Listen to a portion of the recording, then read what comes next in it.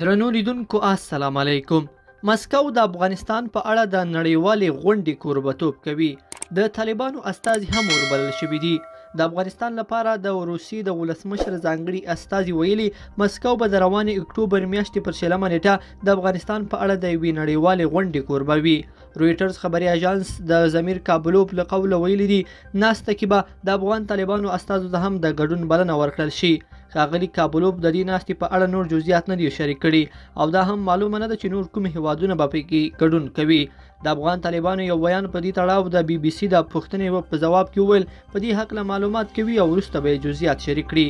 روسي چارواکو داسې مهال دې ناسته کې د طالبانو د استازو د ګډون خبره کړې چې مسکو لا هم افغانستان کې د دې ډلې حکومت په رسمیت نه دی پیژندلی.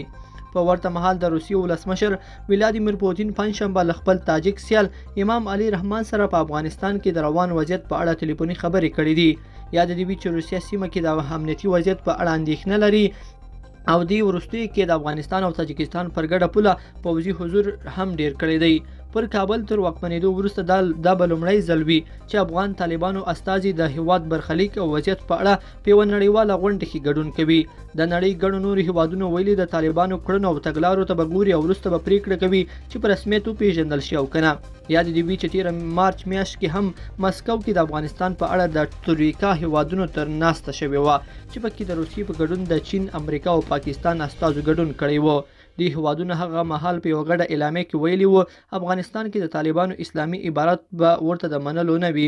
خو روسیه یو له هغو هیوادونو دی چې پر کابل د طالبانو له واکمنېدو راهیسې دې ډلې سره نږدې اړیکې ساتلې دي. لیدونکو په دې هیله چې دا مطلب به مو تر پایه لیدلی وي. کومه ویډیو خوښه شوې ویډیو لایک کړئ او چینل سبسکرایب کړئ. تر بیا ښه وخت.